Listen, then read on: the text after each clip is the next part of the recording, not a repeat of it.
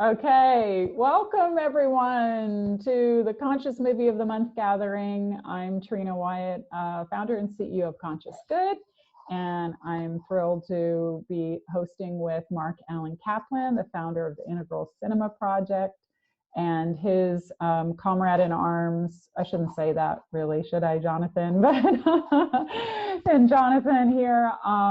Director of Communications. There we go. Okay, fantastic. Well, thank you both. And this month we're going to be talking about the film Black Panther. Really excited to discuss this film. So thank you for joining us, Mark. I just wanted to start with a brief introduction of why we're doing the Black Panther, why we're doing Black Panther this month. First of all, it's a great example coming off of last month. We talked about Game of Thrones and how Game of Thrones was targeting a specific structure of consciousness, which was the mythic structure, and its shift from mythic to rational, or from feudal empires to nation states. But Black Panther, it's a very special film in that it uses the mythic story structure as its simple foundation, and it then packs inside of it, under the surface, a rainbow of evolutionary processes that touches on multiple stages. And it also does something very rare, which is it shows characters making the transition between stages quite explicitly, which is, as I said, very rare.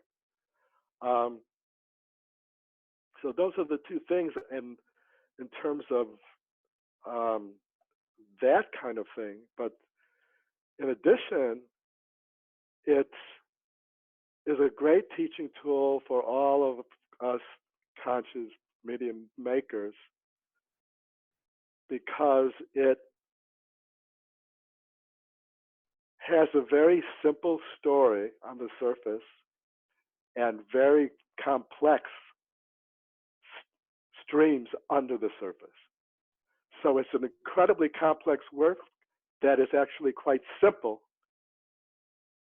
on the surface. So it is kind of like a Trojan horse,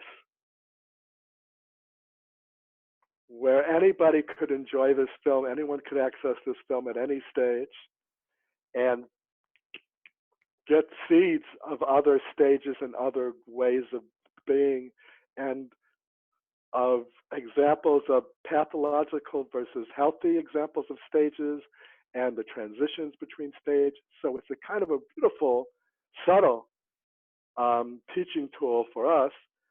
And it also is a great example of how you can create a work that can reach a lot of people and try to target a lot of shifts at different populations. And that has had a profound effect. It was huge at the box office. And according to many African American writers and reporters, that it had a huge impact on the African American culture in the United States. So it's had a deep cultural impact, and it's connected with a lot of people, and we don't know its full impact beyond that. So it's a great example of how you could create a consciousness-raising work in sheep's clothing.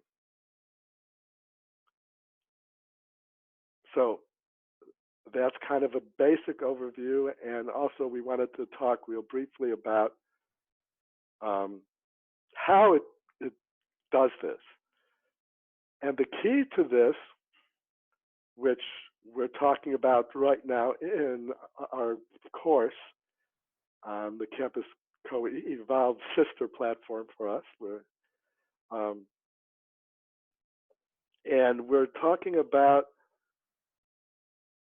how does a master filmmaker or a master artist do what they do? How do you create a masterwork, something that's masterful? Well, we know mastery includes mastery of the craft, and that could be taught and learned. And most film schools, that's what they teach, and most film courses, that's what they teach, because that's the teachable part. You can't teach talent, we all know that, but you can nurture it, and you could learn how to optimize your expression of your talents. But then there's something we don't usually talk about, and that is how a master perceives self, others, and the world, because that is one of the foundations of what makes somebody a master. In art and film, and I mean, moving image-based media, the master tends to be able to show us things we've never seen before, to wake up to levels we have not touched before. And the way they do that is they can see more. Their perspectival field is different. And in our research, we found that a lot of the masters are actually operating at what we call the integral structure. And for those of you who are not familiar with that, the integral structure is a stage of development. If you're familiar with the idea of pre-modern, modern, and postmodern societies and art and all that, this would be meta-modern, which is past postmodern. And what it is it's the structure of consciousness where we try to look at the big picture. We try to unpack every situation in as many from as many different angles as we can, and seek the interconnections. So it's a way of looking at ourselves, the world, and others that gives us this wider and deeper perspective. And it gives us the perspective to be able to see all the other stages, where prior to the integral stage, it doesn't. So what we've done, well, what integral theory has done is try to map how the integral stage of development works. And what we've done at the Integral Cinema Project is map how, hang on one second. I have to close the window here.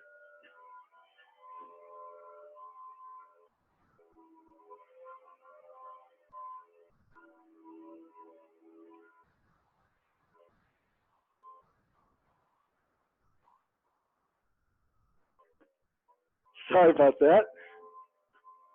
It's the best I could do for now. So you might want to wait a minute. He's right outside my window. I think you just want is this a leaf blower or a weed whacker? Yeah, it's a leaf blower. All right, this reminds me when you're on a film set, you often like have to stop for the airplane overhead. This is kind of this is the evidence we are really live. This is real life, yes. We just lost everybody's image except yours, Mark. Uh-oh. Oh, Trina's back. There we go. I'm back. I had a... Alberto's back. I was saying you have leaf blowers outside your window and I have a house full of kids right now. Okay. I think it's better. Is it better? Okay. All right. So let's go back. Of course, now he's coming back again. I love it. Thank you. All right. So what we've been doing at the Integral Cinema Project is mapping how the integral structure and the other structures are reflected in the moving image. And one of the fundamentals of that is hang on one second. If everyone could mute themselves. Andre, if you could mute yourself, that'd be great.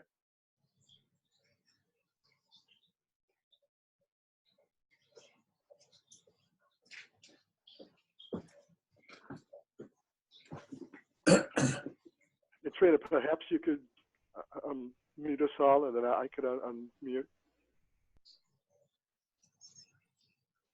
Because I've got something going on here. You're muted already, so I can't hear you. Okay. There we go. I'm going to try this one more time. Ba-dum-bum.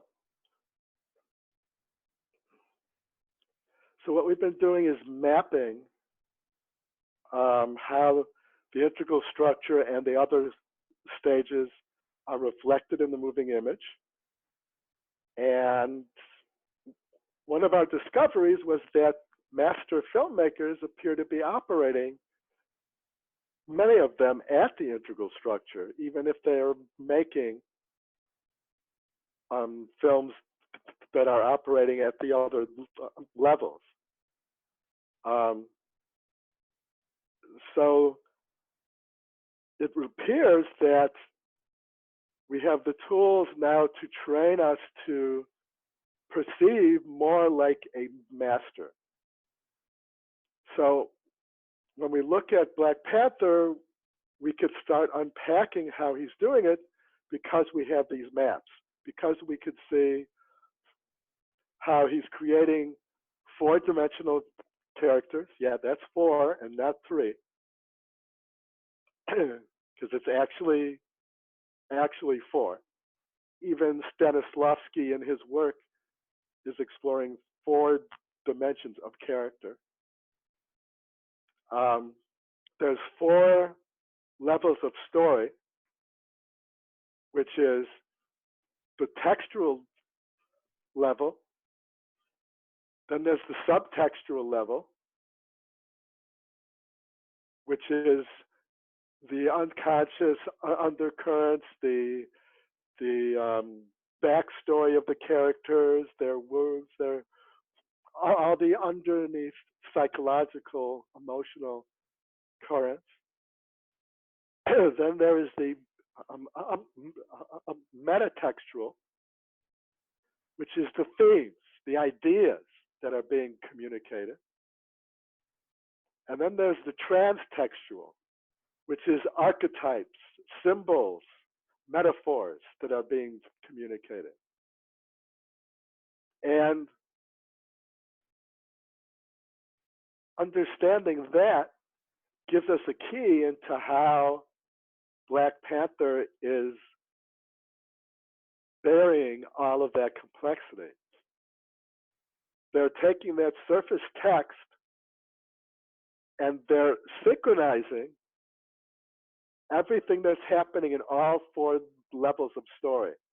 So they're communicating across all four levels all the time. And that makes it this layered experience. And they're not just communicating across these four levels simultaneously, they're doing so in the four dimensions of story, image, sound, and time, or the movement of everything through time. So you can see how exponentially it's expanding the communication capacity of the creator if we're able to perceive in this way. And many media makers are perceiving this way naturally, but we could teach people, and you could learn how to do it yourself by kind of retraining your way of looking at films and life. So that's kind of the basic intro. Now I want to open it up. Maybe even start with Jonathan, who throw in your 2 cents here, Jonathan, because you were a major code researcher on this film. Yep. Well, I mean, I don't know if you've all seen our podcast series on Black Panther, but we kind of took a deep dive, and Mark was mentioning how I was just blown away by so many different domains of this film. Just the fact that it depicted Black excellence across all domains is something I've never seen in any other Hollywood film, because Hollywood films very seldom have any Black representation, let alone superiority. In a way, it's a Black supremacist film, not in a negative way, but just in the way that this African country that was never colonized by any kind of European settlers, so they're actually a pure African country, and they're superior. They have superior technologies. They're more integral the way they operate. They know multiple languages. So it's Black superiority, which is something that I think a lot of white viewers didn't know what they were seeing. They didn't realize how radical that was and how subversive that was.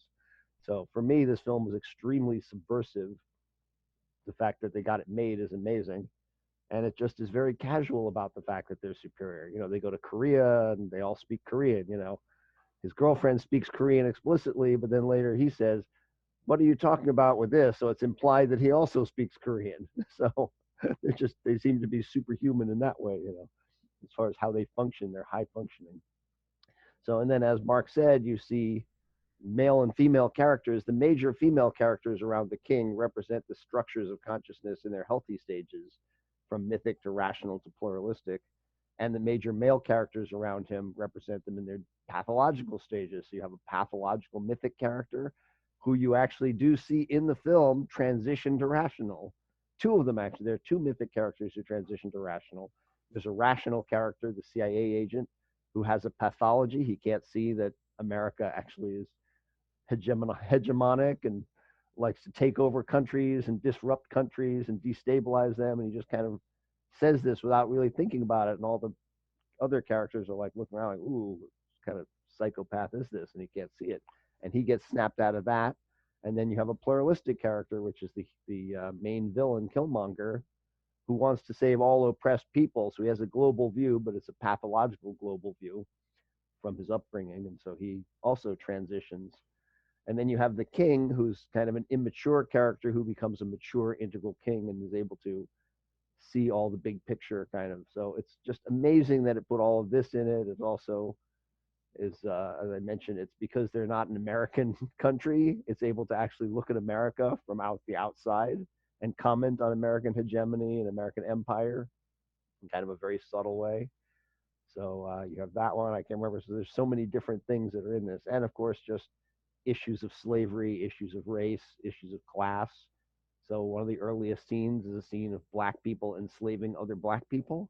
So it's able to look at the issue of kidnapping and slavery separate from the racial issue, because obviously it's also a economic issue ultimately.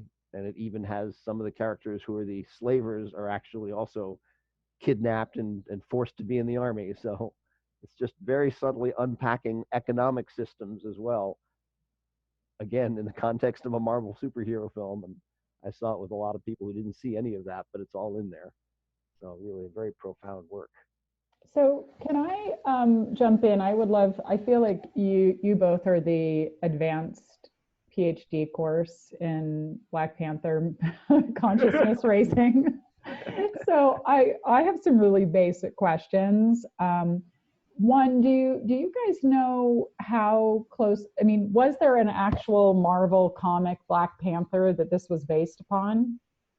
So Yes. so this Yep. originally was written by Stan Lee, or The who was the original original one, creator? the original creator, I believe, was Stan Lee, and I believe it actually predates the Black Panther Party. I believe the Black Panther Party then named themselves partly after this. It was this black superhero character. But then the comic got rewritten about 5 years ago or so, and Ta-Nehisi Coates was the writer, who's a very famous black intellectual writer. He wrote The Case for Reparations in The Atlantic, which kind of reopened the whole discussion of reparations. And that article really unpacked the whole history of white supremacy and what he calls white plunder from the black community in America, because it didn't end with slavery. It continued all the way on to the present day, and definitely even within the legal structure, it continued into the 1960s. So Ta-Nehisi Coates is a major black writer and intellectual in America now, and he actually wrote the whole new Black Panther series. And I think that's what this is based on as well. Okay, thank you. That's super helpful. And then I would love, you know how Mark, you and I talked about Avatar and how Avatar incorporated the different stages and the characters. I would love if we could even just take, you know, like 3 characters, or, you know, the king, 1 character, and talk about you know, from the character standpoint, just that the real basics of what you talked about in broad strokes, and the pathology of some who are at different stages. If we could just like kind of do a deep dive maybe onto one or 2 of the main characters. That's a great idea. Really good idea. All right. Well, probably I'm feeling called to start with the king, with Black Panther, because it's a very unique character in that he is kind of lost in the evolutionary spectrum.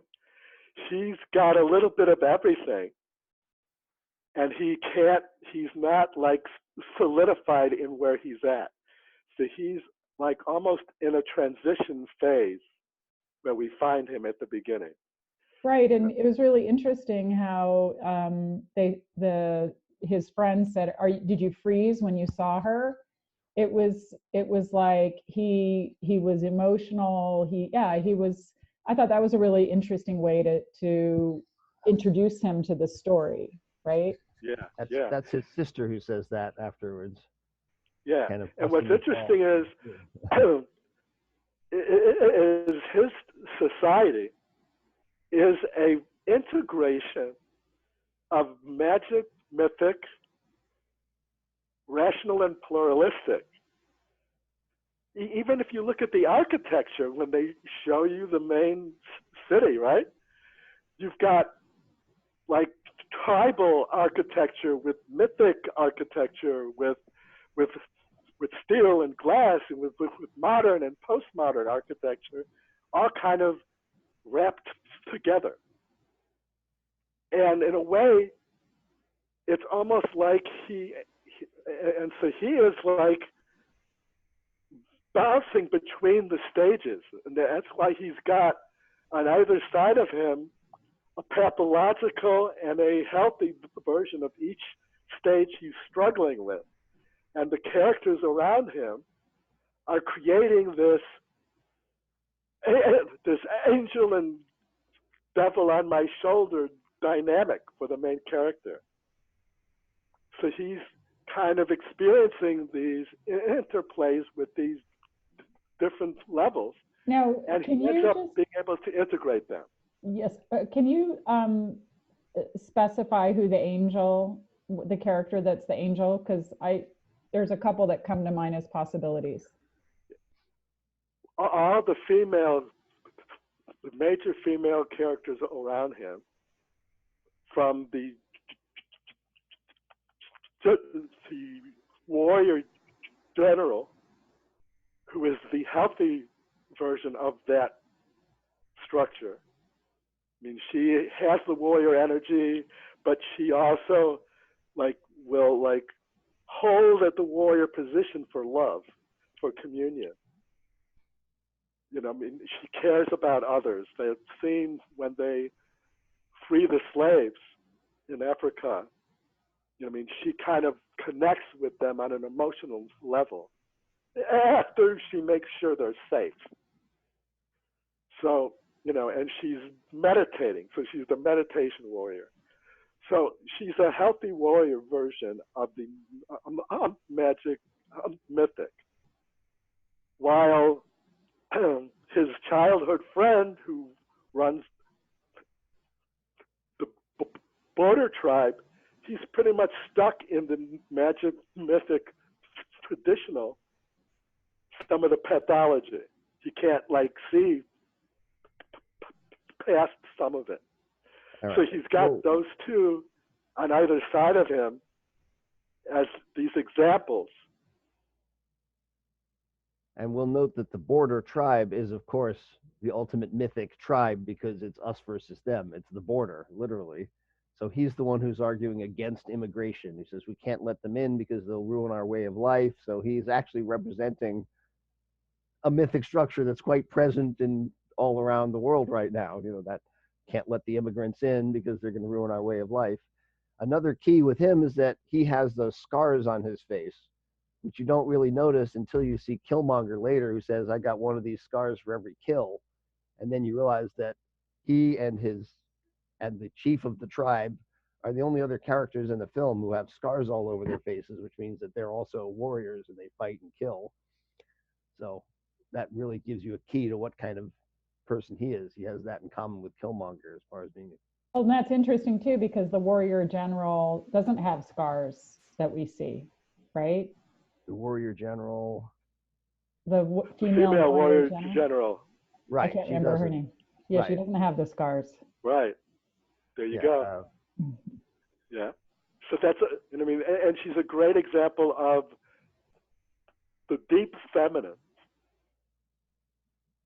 Because she's a warrior, but she doesn't, I mean, she resists killing at all costs unless she has to.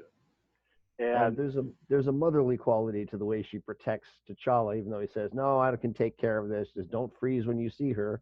She says, don't be ridiculous. And of course he freezes and she has to rescue him. And she just, the way she does it is very of course, you know, yeah, of course he's a kid. I got to protect him, you know. So there's even the quality of that, you know. Yeah. And then of course his sister is the rational, the healthy rational. She's a scientist, but she's not you know, in comparison, the CIA agent is the pathological rational, where they're seeing everything as, you know, as does this situation affect our country's bottom line? You know, so they're kind of, you know, so they're, you know, so you've got the pathological and healthy version of the rational industrial system that he's got the two examples of. And then pluralistic, you have his girlfriend who is that pluralistic in helping others as the healthy version. And then there's the unhealthy version, which is Killmonger, who wants to free all oppressed people by oppressing the oppressors. So he becomes what he hates. So there you have the polarities. So it's an interesting kind of character structure. So he becomes like the learning vehicle for me, the audience. Because as king, he ends up being able to integrate all the structures. And when he visits his father and his father, you know, all the kings in the other world, at the end, he's able to say, no, the way you've been doing it is wrong. I have to go back. I have to fix this. You don't see what's going on here. You don't see a bigger picture here. But there's a bigger picture you're not seeing. So he That was a able beautiful to part. I love that part of the film because it's like the power to tell a parent, no, you know, that realization and the power to tell a parent and then to be able to act on it. It's very powerful. He's able to see the pathology of his society. Actually, they have a mythic pathology of we have to protect our way of life, and that's why we're so advanced. And there's a lot of supposedly pluralistic people in major pluralistic societies who have that same thing. Well, we love everyone, so therefore we can't let in anyone who doesn't love everyone because that'll ruin our way of life of loving everyone. But now you're actually putting up that wall. You're setting up an us them. So that's a great point. Really great point. In fact, even Killmonger points that out when he has his psychedelic journey, which is probably an Ibogaine journey, I would say, because he talks to his father, and his father says, "I think they'll say we're lost," and he said, and Killmonger says, "Maybe they're the ones who are lost because they've lost their connection to their own people in a way by closing their borders." Which is, in essence, is true. So, I mean, he does see some truth. It's just he's let that hurt and pain and wounding overtake him and drive him, you know, over the edge. One of the parts that I love, one of the elements of this film that I loved was the respect for the different tribes, the different their way of living.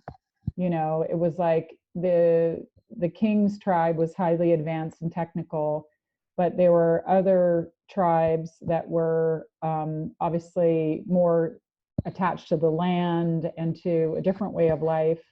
And yet there was this, you know, all seen as equal, all, you know, having a voice and ability to come forward to take the, you know, leadership. They actually designed that. There are 4 tribes, I guess. There's the River tribe, which is what her girlfriend is from, which is all kind of green outfits they're wearing and some sort of a more feminine principle. I think water in general is generally a feminine principle, certainly in other tribes. And then there's the Merchant tribe, which is sort of in earth tones. And then there's the Border tribe, and then I guess he's the Panther tribe. But so each of those sort of has a resonance of its own, I think. They kind of and then there's the Mountain tribe. And then there's the Mountain tribe, which is sort of on its own and comes down from the mountain. And that's another mythic character who evolves. He manages to, it's a fight to the death at the beginning, which is actually sort of a magic mythic kind of all that tribalism with the drums. And the guy, it should be a fight to the death, but he convinces him to tap out. He says, "You fought with honor and your people need you." As Mark says, that's using the language of the mythic structure to communicate a rational idea. You fought with honor, which is a mythic idea, and your people need you. So he taps out and is able to go, and then later on he does transition to rational and decides to help them because he can see that there's a bigger picture than just his own tribe, the interest of his tribe, which would be the mythic interest. So it's perfectly done in the film. You know, it's just laid out for you to see. Yeah, that is really kind of a great example of what we're talking about, which how you could actually show a very complex process in a simple way. So there you have this mythic fight, this magic mythic fight for who will be king. And this moment where the mythic warrior is losing, but the rational and pluralistic king like speaks to him in his own language to try to convince him, you know. And so in a way it's like it's not a manipulation. It's really just, how can I communicate to him this truth? So he's communicating, number one, you have fought with honor. So he was recognizing him, as and like Jonathan said, that is very mythic. To fight and with honor is a big thing, and to die with honor.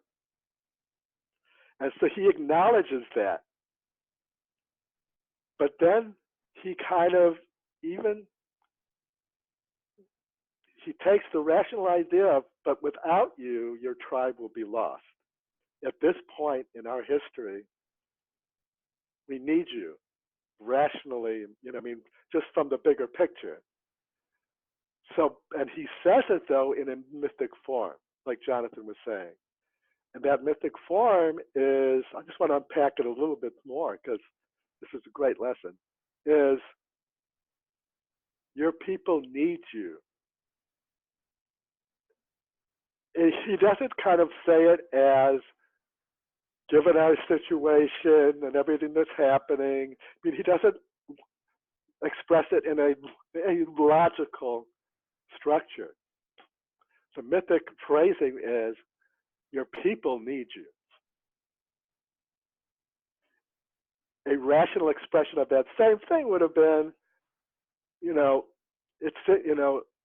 with what's happening and the situation in your tribe, the situation outside of the tribe, with the whole community and with the world, it's like, we kind of really need you right now. You can't really tap out, But that is logic-based, and that wouldn't reach him.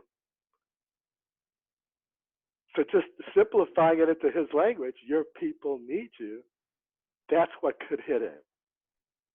And it's the same thing, it's just phrased in his language. So that's kind of a key lesson that we could learn here with Black Panther. In fact, the same thing happens with Shuri, his sister. Early on, when she says, "Look, give me your Kimoyo beads, I can improve them." He says, "Oh, they worked fine." And she says, "Brother, just because something works doesn't mean it can't be made better," which is a rational scientific idea. And then later, when Agent Ross wakes up in her lab and she says, "Don't scare me like that colonizer," which is kind of funny because she's in the upper hand, but she's still calling him what he is, but she's got the upper hand. And then he says, "I don't think so. Bullet wounds don't heal overnight by magic." And she said, "They do here." And she kind of laughs at him, "But not by magic, by technology." Like she's almost ridiculing him for being so primitive. She says, "Not by magic, by technology." So she's pushing that rational lesson on him and helping to snap him out of his pathology. Oh, maybe we're not the greatest thing in the world. There's something that's just a whole other level beyond us, and that helps pop him out of that.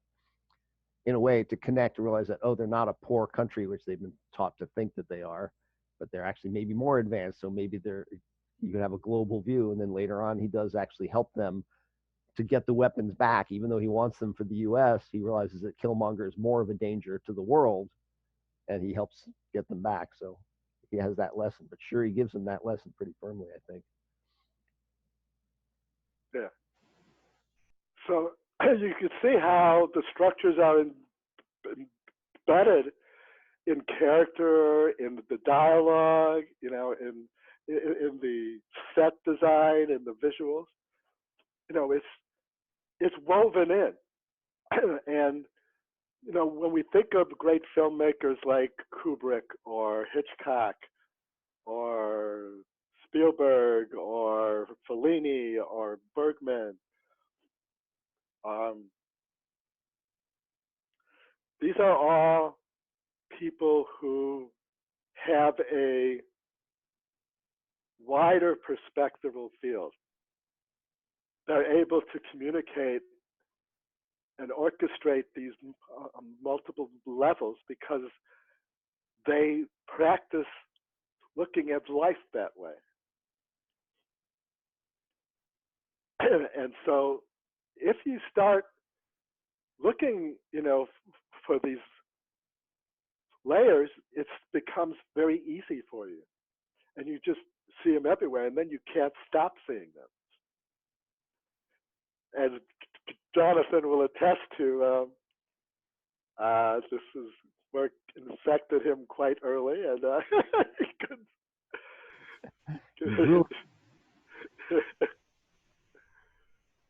So, but that, it's like one of the things that's blown me away recently is how the brain evolves constantly. Every habit we repeat over and over again, every thought we repeat over again, actually lays down new neural pathways in our brain. And when we repeat an idea or a habit or a way of being for anywhere from 20 to 60 days, I think the sweet spot is somewhere in the 40s, our brain actually creates a superhighway for that idea, for that perception, for that habit, so that it becomes easier and natural. So it's really, we're constantly reprogramming our minds all the time by what we focus on. So we could actually choose to start reprogramming ourselves to look at all these multiple ways. And as we do, the complexity actually becomes easy to see. And it's like, it's no longer complex because we have the neural pathways that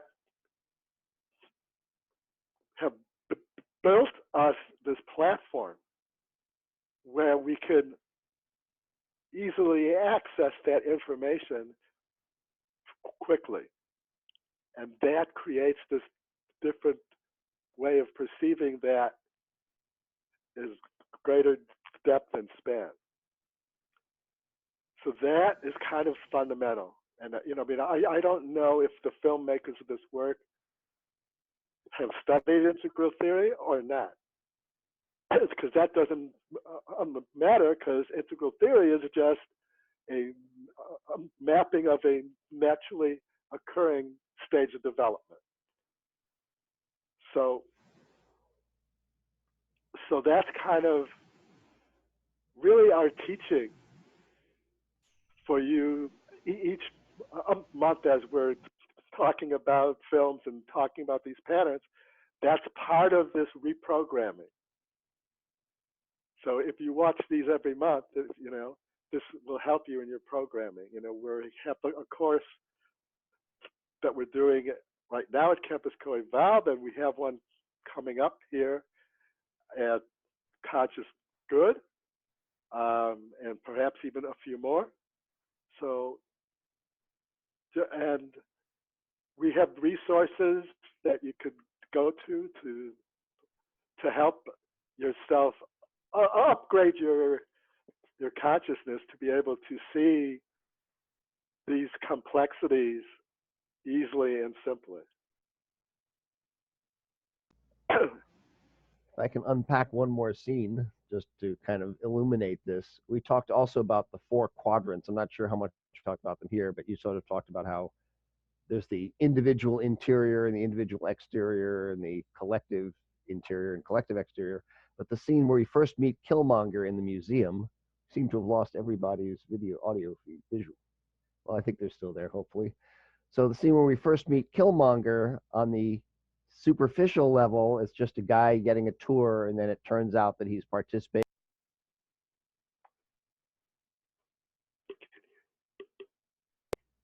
Oh, there we go. It turns out he's participating in a robbery, but that scene is also unpacking sort of the history of white supremacy. Hello. Sort of the history of white supremacy is being unpacked in that. Oh, there you go. Hi, kids. So because he actually is talking about how these items in the museum were stolen from Black cultures all around the world. And then he also brings it to the personal. So he says, "You've been following me since I first came in here, but you haven't looked at what I put in your coffee." But the first part of that phrase is really unpacking the immediate effect of white supremacy on him as someone who everywhere he goes, he's followed because of his Black skin. And there's even a hint of its effect on his consciousness, the anger and the sort of rage and that sort of buried rage underneath. So you're feeling that upper right quadrant, which is the interior individual quadrant, and the upper left, which is how it's affecting him in the world and how he interacts in the world, and the systems quadrant, because the museum system and the way systems oppress Black people, and the cultural quadrant, because it's all in the culture. Even the art museum is part of the culture as well. So all of that is in there in what seems like a simple scene.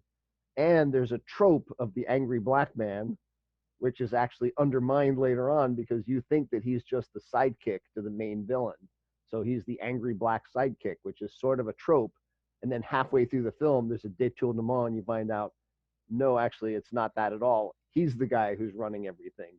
And Claw, the villain, is actually a patsy. So when you watch the film the second time, it's a completely different scene.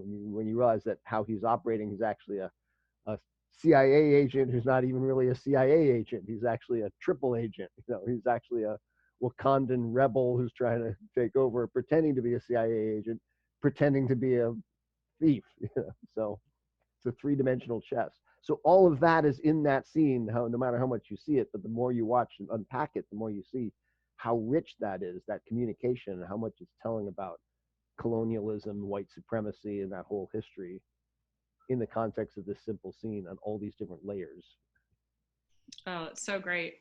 So every scene is like that in the film. Every scene. So just about every scene has multiple layers of meaning. I asked my son Trust and his friend Keegan if they've saw Black Panther, and I thought it would be great to hear from them what they liked about the film. What did you like, Keegan? I liked when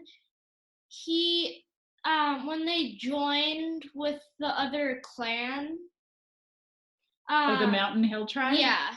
I liked when they joined because it just made it more interesting because they were enemies in the first place, but then they joined, which was really cool. I like how it has like a lot of good action and some parts bring a lot of suspense, so it's a good movie. And I think there are some really interesting parts that are totally like, it's this kind of almost like a made up culture, but there's a lot of cool stuff involving like their traditions, and I thought that was really cool because it was completely made up. So yeah. Okay, great. Thanks. Beautiful. Guys. Thank you. Wow. Yeah, I actually grew up in Africa. I spent 5 years in Africa as a kid, so there's a lot of African culture in here that I've never seen in a film either, a Hollywood film. And just the fact that the throne room in this beautiful modern room has that red mud floor, which is that red mud that you see all over. I lived in Nigeria for 3 years, and all the villages have that kind of mud. They have mud huts and that red mud, that particular clay color.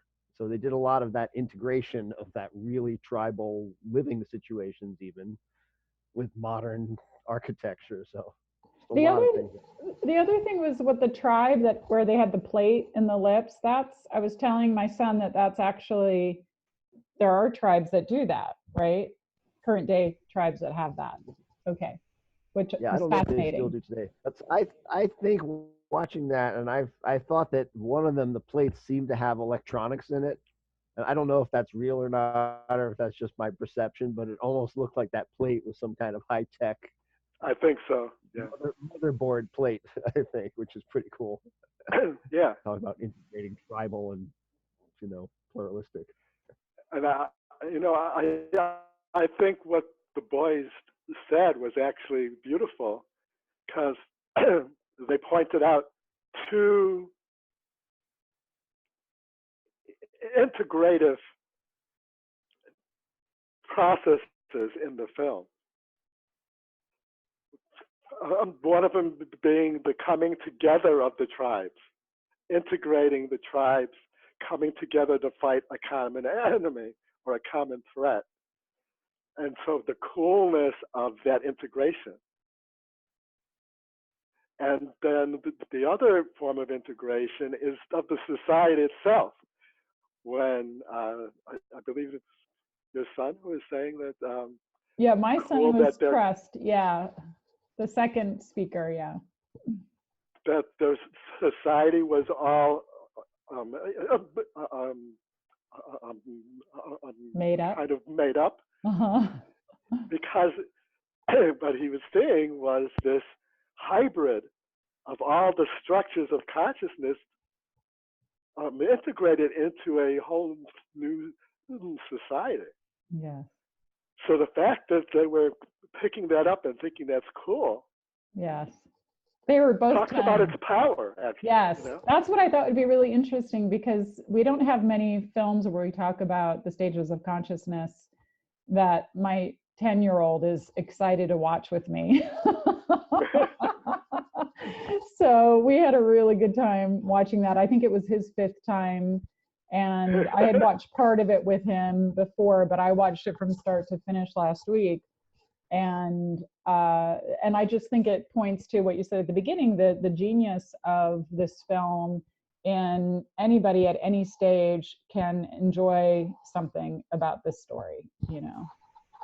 I've actually met quite a few people who say it's their kid's favorite film, or their kids just love it and watch it over and over again. And I love that, because I say for me, there were things on the 3rd, 4th, 5th time I was still seeing things. I mean, now I've seen it a lot. I think I might have discovered most of its secrets, but I've watched it a lot of times, and every time there's something new, some new trope that I realize, like even just the way the film opens with these guys plotting a robbery, and it looks like a typical, because they're black guys in Oakland plotting a robbery with guns and stuff, and then you find out much later that actually they're freedom fighters for their people in a way, or they perceive themselves that way. So they're more like revolutionaries than thieves, but it just seems like a police procedural kind of trope, you know. Yeah, so many nice little twists like that. It unwinds the white supremacist, the white savior trope is unwound Yes. a couple times as well, but given to a black character.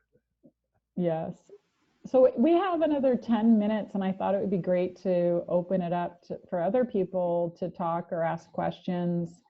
So I'm going to basically unmute all and see if we can't get some more participation. Does anybody have a question? Thanks for joining, Andre, Alberto, Lisa. Appreciate Lisa and you Alberto, being here. you're still muted. You might have to unmute yourselves. Oh, well, that was weird. I thought I unmuted everyone. You did, but mine also said that I needed to unmute myself. Oh, there we go.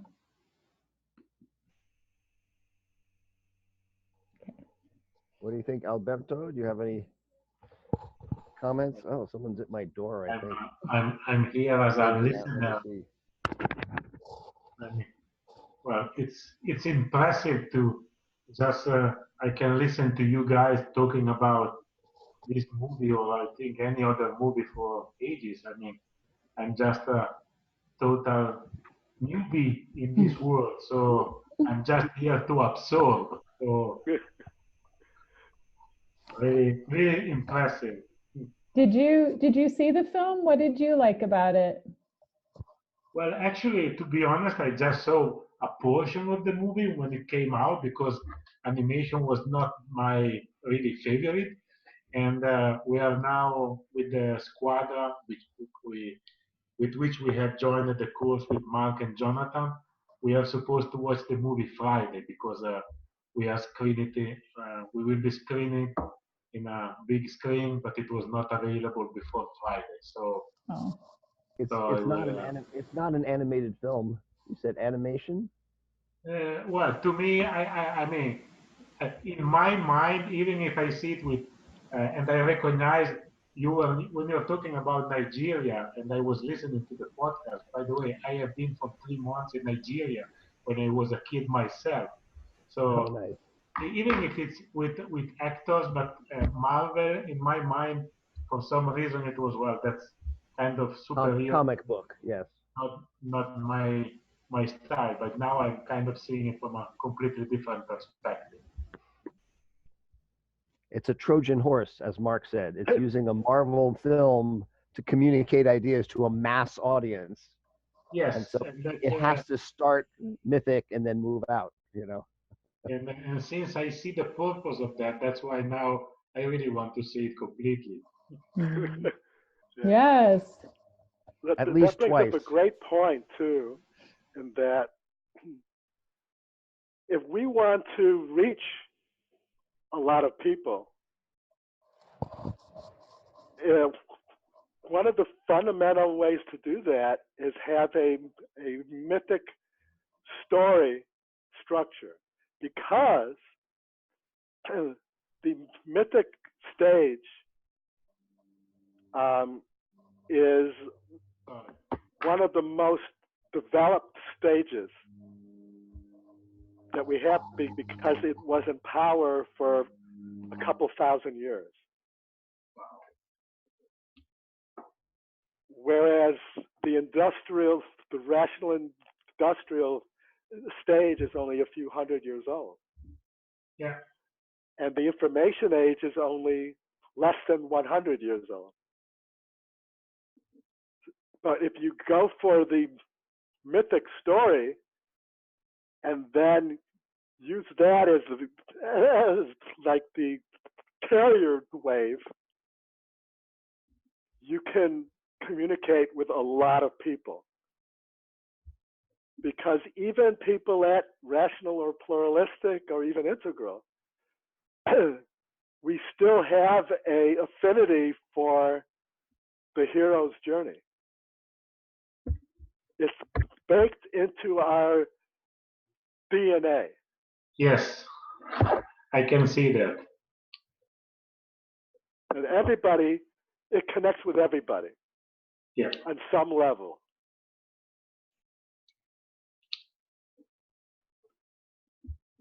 So if you kind of understand that, then you could use it in a way that integrates all the other stages,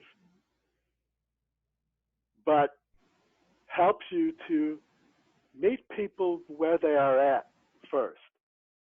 And in the modern world right now, you have basically mythic, rational, pluralistic with some integral as kind of the major structures.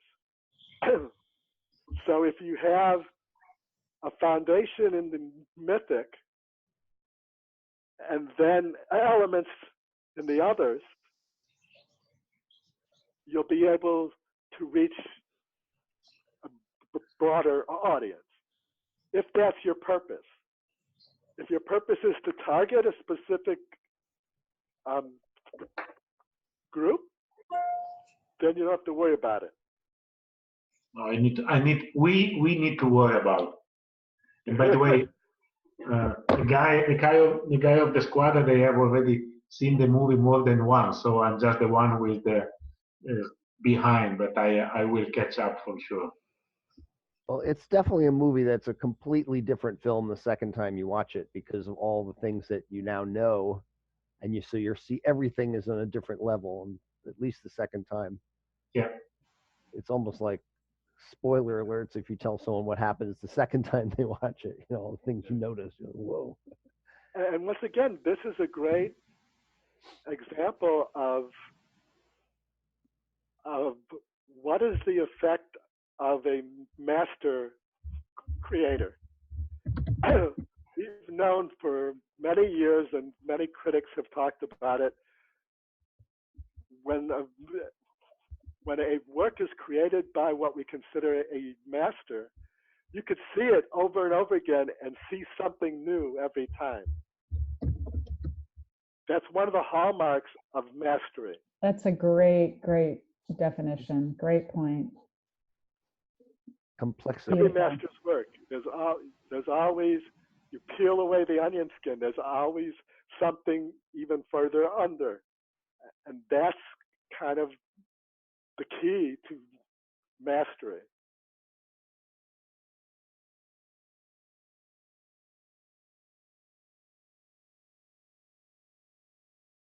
So any other questions or comments from our community?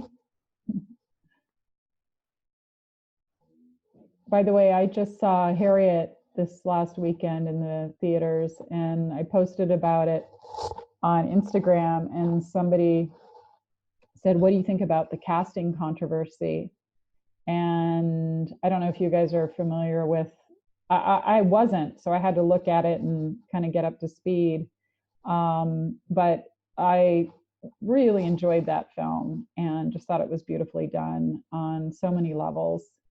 So maybe next year when it's streaming, it'll be one of our films that we discuss. But there was the controversy was that the actress who plays Harriet Tubman is actually British and you know came from an African nation that didn't experience slavery.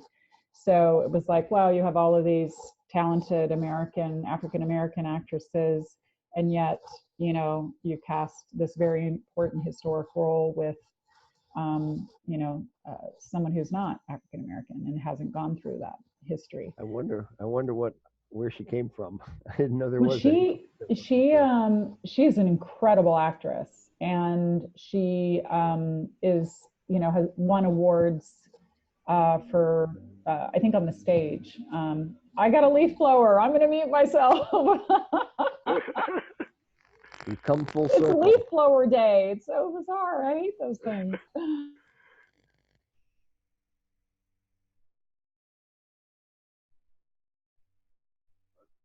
So it is 2:00 unless we had more to add there. Well, great. Well, thank you, everyone. Thank you, Mark and Jonathan and all of our guests today for participating in this incredible discussion about Black Panther. Thank you, guys. Absolutely. Yeah, that's awesome.